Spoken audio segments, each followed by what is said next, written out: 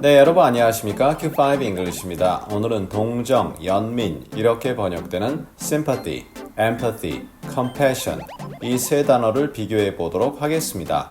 영어가 안 돼서 주변 사람들이 여러분을 동정하십니까? 그럴 필요 없습니다. 이제는 당당하게 영어에 자신감을 가져보시죠.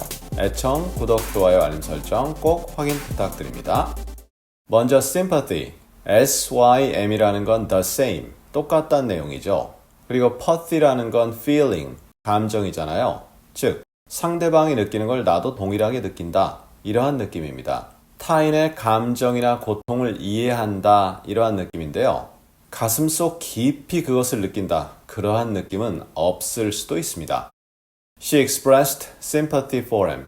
그 여자는 동정을 표했다 이거죠. 그를 위한 동정을 표했다. 이럴 때는 그가 불쌍해 보인다라는 느낌도 전달할 수 있는 거죠. express sympathy. 그리고 오늘 단어들은 어를 붙이지 않습니다. 그리고 복수도 불가합니다.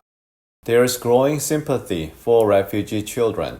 refugee라는 것은 난민이죠. 그럼 난민 어린이들을 위한 점점 더 커가는 연민, 동정이 있다. 이렇게 직역할 수 있는데요. 난민 어린이들에 대한 연민이 커지고 있다. 동정이 커지고 있다. 이런 식으로 grow를 동사로 해서 표현할 수 있습니다. 물론 여기선 growing sympathy이기 때문에 형용사 역할이지만 국어로 이해할 땐 동사로 이해하면 더 좋겠죠. 그럼 empathy는 뭐죠? em 혹은 en 이것은 in이라는 의미를 지니게 됩니다. 그래서 감정이 안으로 들어가서 느껴진다 라는 뜻이 empathy로 해서 타인의 감정이나 고통을 완전히 이해하는 거죠. 가슴속 깊이 이해하는 거죠. 긍정적 상황, 부정적 상황에서 다 쓰일 수가 있는데요. Browse movies that inspire empathy.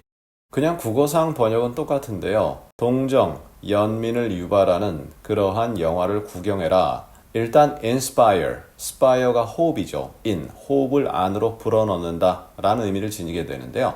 저희 과거 강의에서 이미 다룬 바 있거든요. 링크 통해 확인 부탁드리고요. 그 다음에 여러 영화들이 있나 보죠. 그러니까 movies 이렇게 했고요. browse, 구경하다 이런 말인데 예를 들어서 어디 쇼핑 갔습니다. 직원이 와서 May I help you? 도와드릴까요? 그랬더니 아니 그냥 구경하고 있어요. I'm just browsing 이렇게 표현할 수도 있는 거죠. 구경하다 한번 봐라 이거죠. You can't teach people to have empathy. 너는 사람들에게 가르침을 통해서 감정이입이라고 번역할 수도 있거든요. 감정이입을 가지도록 가르칠 수 없다 이렇게 돼 있는데 그냥 동정, 연민 이렇게 해도 돼요. 그러니까 국어상 번역에 큰 차이는 없지만 감정이입이란 표현은 sympathy에는 없을 수도 있는 거죠. 우리말에 그런 말 있잖아요. 사람 고쳐 쓰지 못한다. 즉 가르침을 통해서 어떤 사람에게 감정이입을 갖도록 동정, 연민을 갖도록 할 수 없다. 이러한 내용이잖아요. 애초부터 그건 타고났다. 이 내용에 따르면 말이죠. 그렇게 되는 거죠. 그래서 가르침을 통해서 to 동사 이해할 수 있다 없다? can't니까 없다죠. 그 다음에 compassion인데요. 요즘 종교단체나 이런 곳에서 그냥 compassion이라고 국어로 해버리죠. 사실은 compassion 이런 식으로 중간 쪽에 강세가 가고 조금 길게 읽어줘야 되는데요.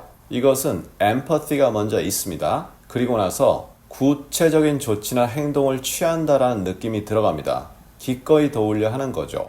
예를 들어서 길거리에서 어떤 사람이 구걸하고 있다. 그러면 그 사람이 그냥 불쌍해 보입니다. 심퍼티가 있는 거죠. 그런데 불쌍함을 느끼고 마음속 깊이 나도 저렇게 되면 어떡하지? 혹은 과거에 그런 생활을 했다면 내가 저랬었지라고 해서 가슴속 깊은 곳에서 그 사람에 대한 아픔 느끼죠. 엠퍼티죠. 그리고 나서 그 사람에게 돈을 주고 내 상의를 벗어주고 구체적인 조치를 취한다. 이게 컴패션입니다. I'm shocked at the lack of compassion. 나는 컴패션의 부족에 충격을 먹었다. 충격을 먹은 이유가 at 다음에 나오게 되죠. 그럼 동정, 연민의 부족, 그냥 해석은 동일하게 가지만 그것이 없다. 즉 도와주는 손길 하나도 없고 그냥 어떤 사람은 계속 고통당하고 있다. 이러한 느낌, 그런 것 보고서 충격 먹었다. 이렇게 전달될 수 있죠. It matters to have compassion in medicine. 이럴 때 메디슨은 약품이 아닙니다. 의학이라는 부분이죠. 분야죠.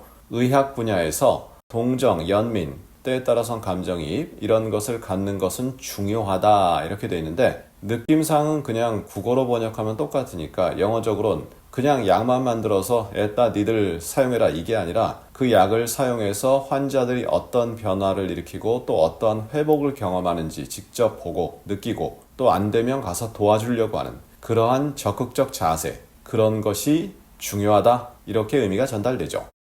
자, 이렇게 해서 오늘 어찌 보면 대단히 간단합니다. 그리고 어찌 보면 대단히 복잡할 수 있는데요. 국어상 번역 차이가 크지 않기 때문이죠. 하지만 영어적 느낌은 조금씩 차이가 난다 확인해 보셨습니다.